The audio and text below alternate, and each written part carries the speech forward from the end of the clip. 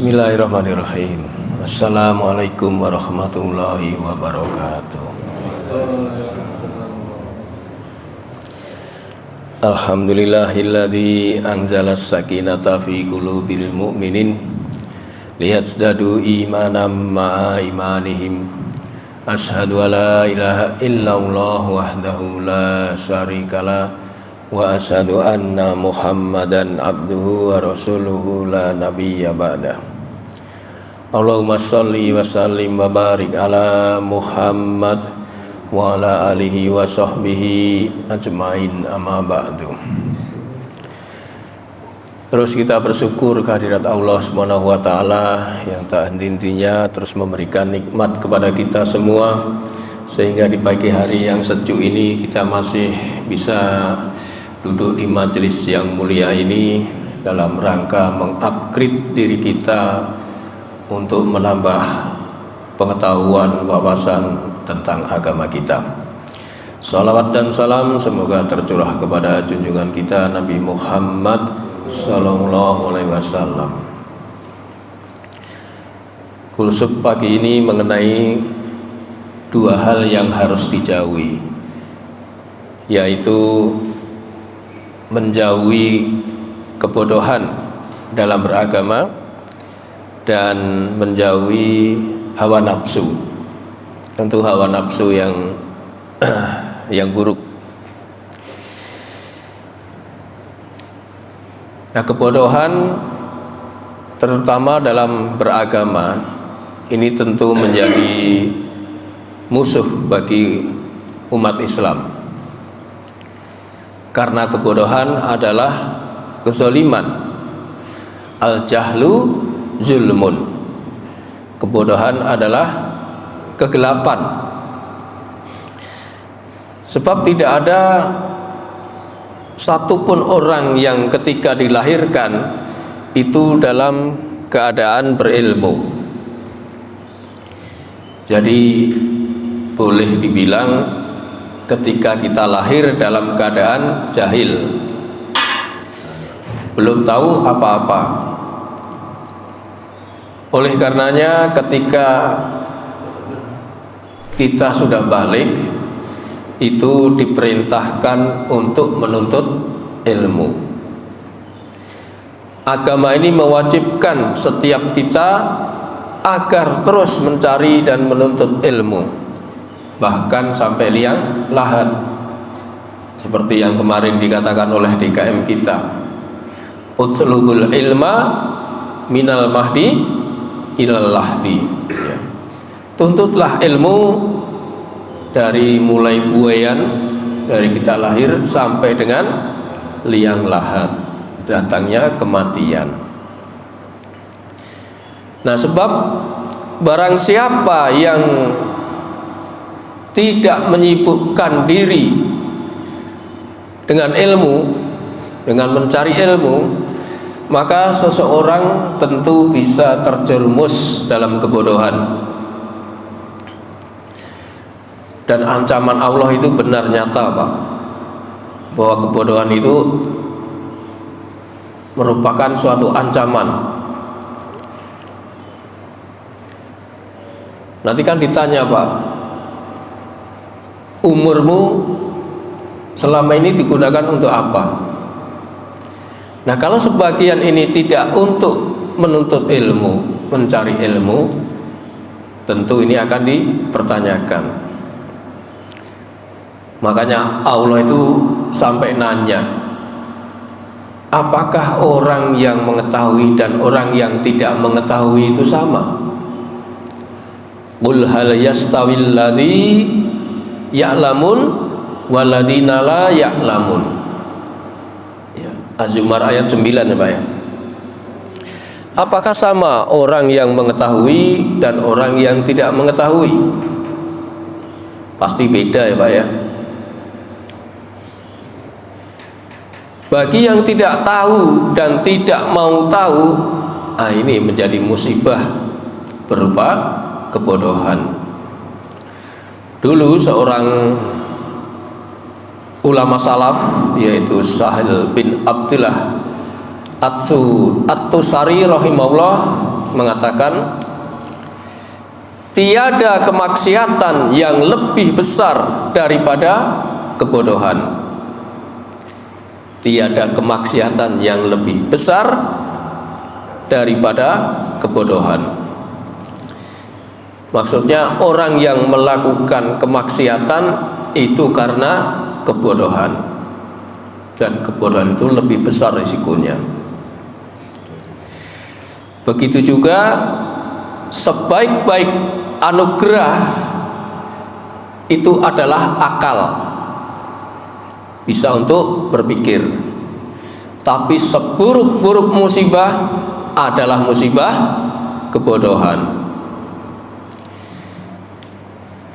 Makanya ketika kita seseorang itu bergaul pun harus bisa memilih dan memilah, Pak. Sebagaimana dikatakan dalam sebuah hadis itu, ketika seseorang itu bergaul dengan tukang minyak wangi, maka ia paling tidak kecipratan wanginya, ya Pak ya. Tapi begitu bergaul dengan tukang pandai besi, maka paling tidak akan tercium bau besinya, Pak. Maka disarankan dalam agama ini untuk bisa memilih dan memilah kepada siapa kita bergaul, siapa yang harus kita ikutin. Orang yang mengetahui dan ia tahu bahwa dirinya mengetahui, nah kriteria orang ini adalah orang yang berilmu. Jadi orang yang mengetahui dan ia tahu bahwa dirinya mengetahui, inilah kriteria orang berilmu. Maka ikutilah, pergaulilah dia. Dari mana kita tahu bahwa orang itu berilmu? Minimal dari lisannya yang diucapkan, Pak. Yang keluar itu adalah kebenaran, perbuatannya dengan kejujuran. Ya, yang disampaikan adalah kebenaran untuk mengajak kepada Allah Subhanahu wa taala. Nah, adapun orang yang mengetahui namun dia tidak tahu bahwa dirinya mengetahui, orang seperti ini orang yang lalai. Dia tahu tapi dirinya sendiri tidak mengetahui, dia lalai. Maka orang yang seperti ini perlu nasihat, Pak. Sebab kadang ada orang yang memang muslim, ya sholat ya puasa, tapi masih suka melakukan kemaksiatan, lalai. Nah, ini bisa dikategorikan orang yang fasik, maka harus dinasehatin. Sedangkan orang yang tidak mengetahui namun dia tahu dirinya tidak mengetahui, nah ini adalah jenis orang yang perlu diberi petunjuk. Maka kita harus menuntun seseorang yang seperti ini untuk menuntut ilmu. Sebuah kisah seorang ahli ibadah, ini yang dirinya tahu tapi tidak mengetahui.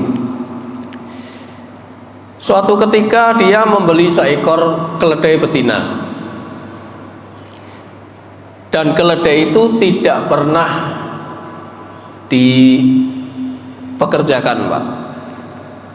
Tidak pernah dipekerjakan sama sekali, ya. Melainkan keledai betina ini digauli, Pak. Aneh kan? Digauli seperti budak itu. Maka ketika ditanya, "Wahai fulan, mengapa engkau tidak pernah mempekerjakan keledaimu, tapi engkau malah menggaulinya?" Apa jawaban fulan tersebut? "Aku tidak mempergauli tidak mempergauli keledai ini bukan tadi mempergauli ya. Aku mempergauli keledai ini karena untuk menjaga zina, untuk menjaga kemaluanku. Nah, ini orang yang tahu tapi tidak mengetahui. Padahal mempergauli keledai itu juga suatu perbuatan yang dilarang oleh Allah. Maka ketika dikatakan bahwa itu juga sama saja, mempergauli keledai itu sama saja dengan perbuatan yang diharamkan oleh Allah. Maka fulan itu pun bertaubat, menangis sejadi-jadinya bahwa ternyata selama ini dia tidak mengetahui bahwa mempergauli keledai tadi adalah sesuatu yang dilarang. Setahu dia hanya perbuatan pergaulan sesama manusia. Dia hanya untuk menjaga kemaluannya. Nah, inilah suatu kebodohan di mana orang tidak mau menuntut ilmu. Sebagaimana orang yang tahu bahwa sholat adalah suatu kehormatan, suatu kewajiban, suatu kebutuhan, maka ia lakukan, tapi karena tidak belajar bagaimana kaifahnya sholat, maka dia hanya sekedar ikut-ikutan. Nah, ini bisa menjadikan amalannya sia-sia, termasuk suatu kebodohan. Kata Ali bin Abi Thalib, la khairon min ibadati illa ilmun. Tidak ada kebaikan ibadah seseorang hamba tanpa ilmu. Ini riwayat dari Sunan Ad-Darimi. Jadi tidak ada kebaikan ibadah tanpa ilmu. Maka suatu peribadatan itu dilakukan berdasarkan ilmu. Maka seseorang yang seperti ini tadi perlu petunjuk. Karena kita sebagai orang muslim ini diperintahkan oleh Rasulullah untuk menjadi orang yang mengetahui, orang yang berilmu. Kata Rasulullah, kun aliman, jadilah kamu orang berilmu. Kalau nggak bisa atau belum bisa, au muta'alliman, orang yang menuntut ilmu. Nah, seperti kita ini Pak, menuntut ilmu. Jadi ini sudah termasuk memenuhi perintah Rasulullah. Kalau belum bisa karena kesibukan, minimal au mustami'an, orang yang mau mendengarkan ceramah, buka YouTube. Jangan buka YouTube yang enggak Pak. Buka YouTube ceramah Ustadz A, Ustadz B, bahkan diulang-ulang yang di Anas ini Pak. Kan banyak sekali ya. Kalau nggak bisa itu minimal au muhibban, yaitu mencintai ilmu. Tapi kalau tidak bisa semuanya, apa itu? Berilmu enggak, menuntut ilmu enggak, mendengarkan enggak, cinta pun enggak, maka kata Rasulullah apa? Wala takun khamisan fatahlik. Maka janganlah kamu jadi yang kelima, tidak menuntut ilmu, tidak berilmu, tidak menuntut ilmu, tidak mendengarkan, tidak cinta, maka fatahlik, celaka kamu. Jadi orang yang gemar dengan ilmu ini, pertama untuk supaya kita tidak menjadi bodoh dalam beragama ini, mengikuti tuntunan Rasulullah SAW. Minimal tadi mencintai itu bisa juga dengan memberikan fasilitas. dengan memberikan motivasi, memberikan gorengan gitu ya. Itu ya Pak ya. Jadi kalau ini semua dilakukan, nggak akan celaka.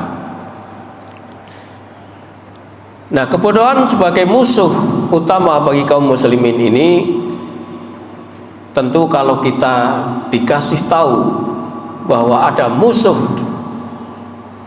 apa reaksi kita Pak? Bisa melawan, bisa menjauhi, bisa menghindari ya Pak ya. Melawan kalau kita punya modal yang besar Pak ya, punya senjata, punya keberanian.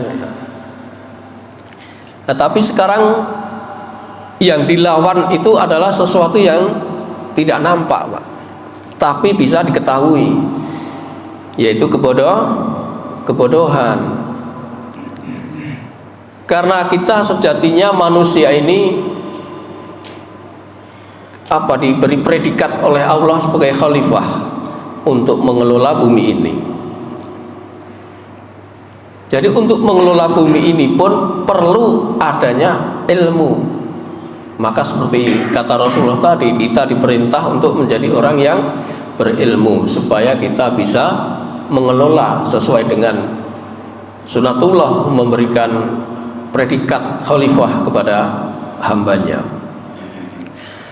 Nah, orang yang memiliki kemampuan dan ilmu pengetahuan ini bisa dijadikan orang yang amanah. Sebab kalau amanah ini ditinggalkan, maka tunggu akan kehancurannya. Akan datang hari kiamat, menjadi tanda kiamat akan datang itu ketika seseorang diberi amanah, maka ia tidak melaksanakan amanahnya tersebut, malah menyimpang gitu. Dalam sebuah hadis Rasulullah SAW bersabda, "Faida duyiat amanatu fangtadirus sa'ah." Apabila amanah sudah hilang, maka tunggulah terjadinya kiamat. Dalam redaksi lain, tunggulah kehancurannya. Qala kaifa idha'atuha? Seorang badui bertanya, bagaimana hilangnya amanat itu? Maka Nabi SAW menjawab, idza wusidat amru ila ghairi ahlihi fantadirus sa'ah. Apabila suatu urusan diserahkan bukan kepada ahlinya, maka tunggulah terjadinya kiamat. Nah, tanda-tanda ini sudah ada belum Pak? Banyak sekali orang yang diberi amanah berupa jabatan, tapi tidak sesuai dengan peruntukannya. Maka ini tinggal tunggu aja kehancurannya. Jadi sebaiknya sesuatu diberi urusan itu yang paham, yang mumpuni ilmunya. Maka manusia seyogyanya mengurusi sesuatu itu dengan ilmu dulu. Jangan ujuk-ujuk melakukan sesuatu yang belum tahu ilmunya. Bahkan urusan dunia pun harus pakai ilmu, apalagi urusan akhirat. Man aradad dunya fa alaihi bi ilmi. Barang siapa yang pengen dunia, pakai ilmu. Wa man aradal akhirah fa alaihi bi ilmi. Dan barang siapa yang pengen akhirat, pakai ilmu. Ya. Wa man aradal huma fa alaihi bi ilmi. Dua-duanya juga harus pakai ilmu. Nah, itulah pentingnya ilmu untuk menghindari dari kebodohan. Maka kita diwajibkan untuk terus menuntut ilmu, karena ini sebagai bekal kita untuk menghadap Allah kelak. Sebab kalau tidak, bisa kebodohan ini menjadi bumerang. Takutnya tidak bisa membedakan mana yang haram, mana yang halal. Nah, ini suatu kebodohan. Mana yang hak, mana yang batil. Mana teman, mana musuh. Mana tamu, mana maling. Enggak jelas, Pak. Sebagaimana ceramahnya Zainuddin MZ itu, Pak. Orang bodoh itu laksana anjing. Anjing jinak kepada siapa yang memberi makan. Tapi anjing pula tidak bisa membedakan mana tamu, mana maling.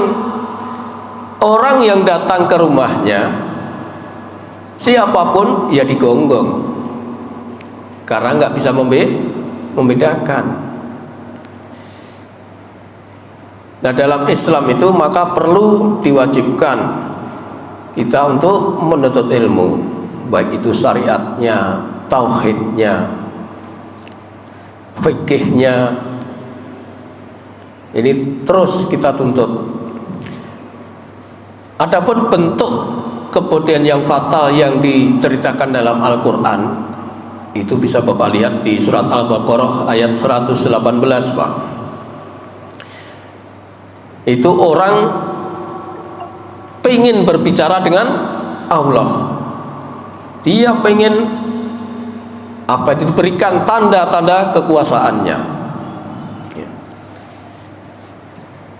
Allah berfirman, wa qallal ladzina la ya'lamuna laula yukallimuna Allah au ta'tina ayah kadzalika qala alladzina min qablihim misla qaulihim tasabahat qulubuhum qad bayyannal ayati liqaumi yuqinun. Dan orang-orang yang tidak mengetahui berarti suatu kebodohan, Pak. Mengapa Allah tidak berbicara dengan kita? Nah, ini kan lucu, Pak. Kita atau datang tanda-tandanya kepada kita. Demikian pula orang yang telah terdahulu sebelum mereka. Sama, mereka juga berkata seperti ucapan mereka itu. Hati mereka pun sama. Sesungguhnya telah kami jelaskan tanda-tanda kekuasaan kami kepada orang-orang yang yakin. Jadi orang yang pengen berbicara kepada Allah itu karena mereka tidak yakin. Padahal tanda-tanda kekuasaan Allah itu jelas, kasat mata, Pak. Bagaimana Allah menciptakan langit tanpa tiang, tanpa retak. Bagaimana Allah memberikan rezeki hamba-hambanya dari A sampai Z, bahkan ikan-ikan di laut yang dari dulu sampai sekarang nggak habis-habis, Allah tetap memberikan rezekinya. Itu kan bukti tanda-tanda kekuasaan Allah. Makanya ketika seseorang itu pandai dalam urusan dunia tapi bodoh dalam urusan akhirat, nah ini hati-hati, Pak. Allah benci dengan orang yang punya sifat seperti ini. Dunianya canggih tapi akhiratnya nol. Tinggi jabatannya tapi baca Quran nggak bisa. Ini orang yang dibenci Allah, sebagaimana sabda Rasulullah SAW, Inna Allah Ta'ala yubghidu kulla alimin bid dunya. Sesungguhnya Allah Ta'ala membenci orang yang pandai dalam urusan dunia, jahilin bil akhirah, namun bodoh dalam perkara akhirat. Hadis riwayat Hakim, sahih oleh Albani. Jadi bukan dilarang mencari dunia, Pak, tapi agama juga harus ditegakkan. Jangan sampai kebodohan itu menempel terus kepada seseorang itu, sehingga menjadikan dirinya itu tidak tahu dalam beragama ini. Nah, dulu ada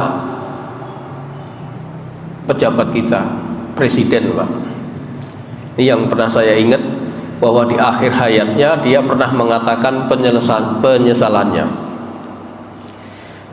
Apa ucapan beliau? Seandainya dulu aku tahu urusan akhirat itu lebih penting, pasti akan aku tinggalkan urusan dunia. Siapa ini, ucapan siapa, Pak? Habibie, Pak. Jadi di akhir-akhir hayat beliau itu beliau baru sadar. Ya alhamdulillah itu, daripada nggak sadar sama sekali. Maka kunci untuk menghindari kebodohan, yang pertama wajib menuntut ilmu, belajar, Pak. Belajar di mana saja, Pak, terserah. Yang penting ada kemauan untuk belajar. Yang kedua, minta kepada yang memberi ilmu supaya dijauhkan dari kebodohan. Ya, dua perkara itu yang perlu kita jauhi dengan cara menghindari kebodohan, yaitu belajar dan minta, berdoa. Nah, selain kebodohan, yang perlu kita jauhi tadi adalah hawa nafsu. Hawa nafsu tentu juga menjadi musuh, Pak. Musuh kita yang utama juga itu adalah hawa nafsu keburukan. Karena sesungguhnya hawa nafsu itu cenderung kepada keburukan. Jadi perlu hawa nafsu yang buruk ini perlu direm, Pak. Syukur-syukur dijauhi. Memang tidak gampang, Pak. Tidak mudah untuk menghindari hawa nafsu ini. Karena hawa nafsu ini yang buruk ini tanpa belajar gampang orang melakukan. Sedang hawa nafsu yang baik, yang dirahmatin, nah ini perlu kita belajar. Di dalam Al-Quran Allah berfirman, surat Yusuf ayat 53, Wama ubbari'u nafsin innan nafsa la'ammaratun bisu illa ma rahima rabbi inna rabbi ghafurur rahim. Kata Allah, ini yang berkata Nabi Yusuf, dan aku tidak menyatakan diriku bebas dari kesalahan, karena sesungguhnya hawa nafsu itu selalu mendorong kepada kejahatan.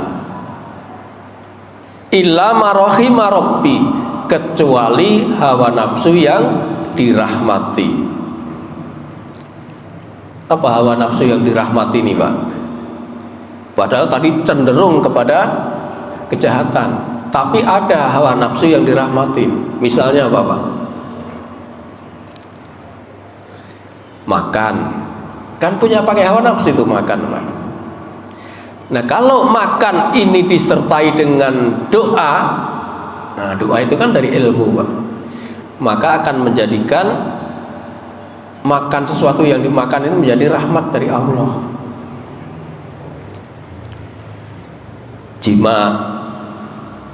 Jima juga punya hawa nafsu kan, Pak? Nggak sembarangan. Nah, kalau hawa nafsu seperti ini diimbangi dengan doa, sebelum jima berdoa, maka Allah rahmati. Udah hafal kan Pak Erina doa jima? Ya, Pak ya?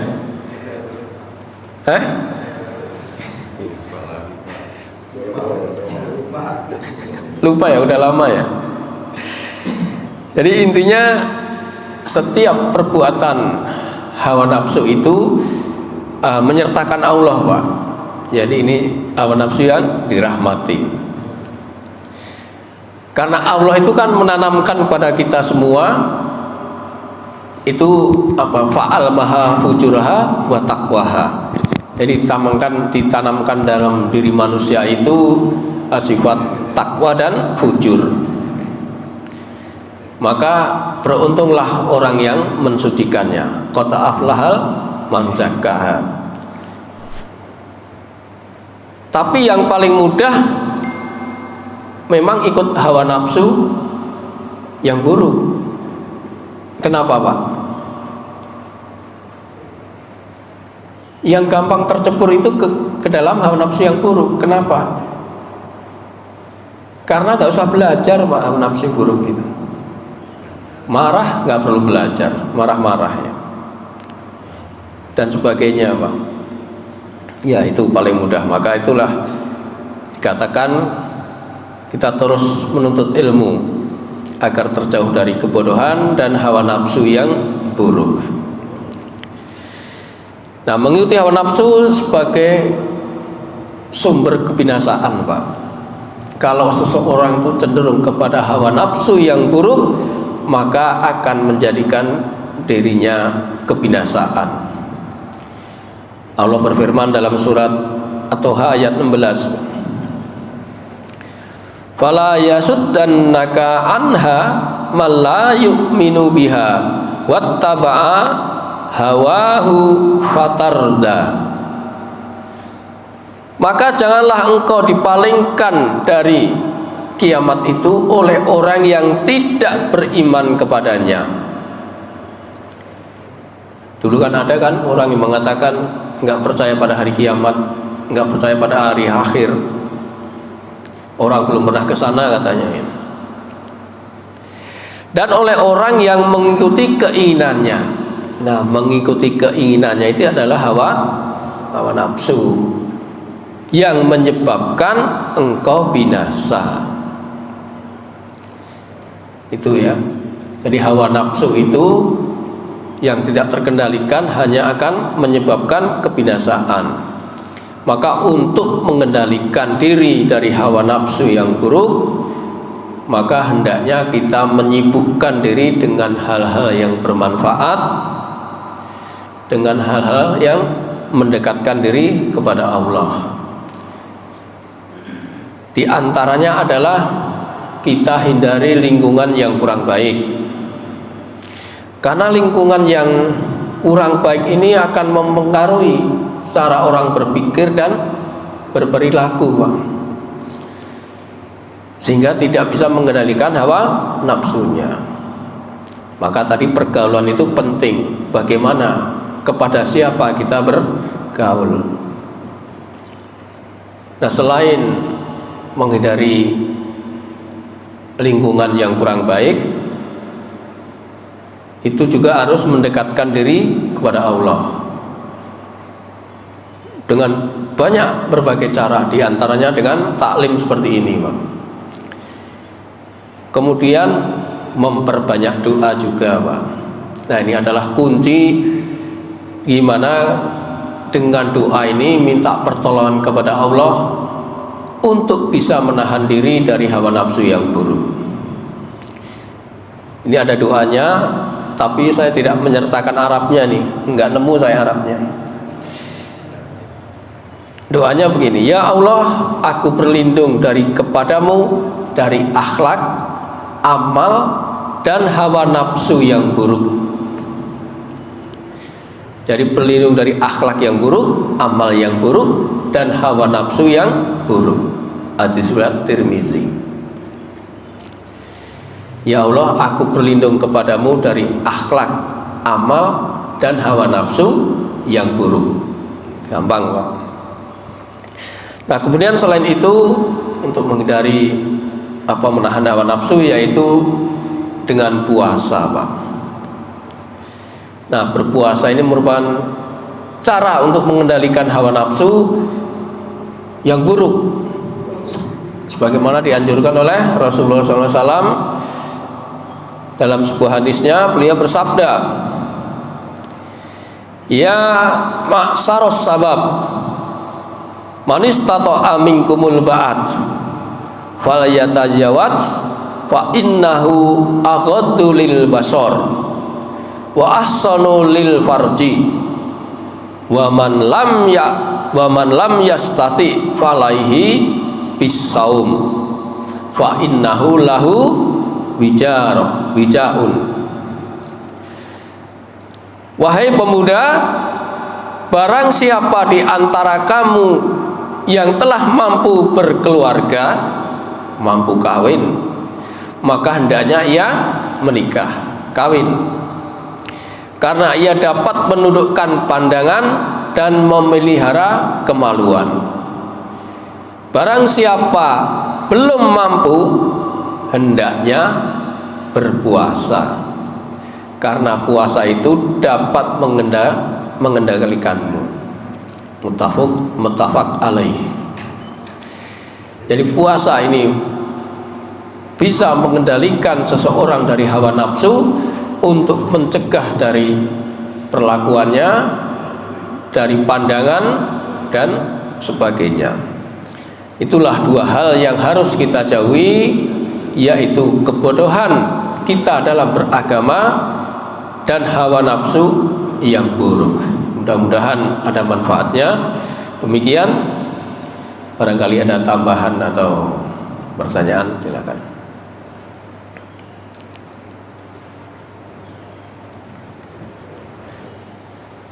Kalau nggak ada, kita tutup ya.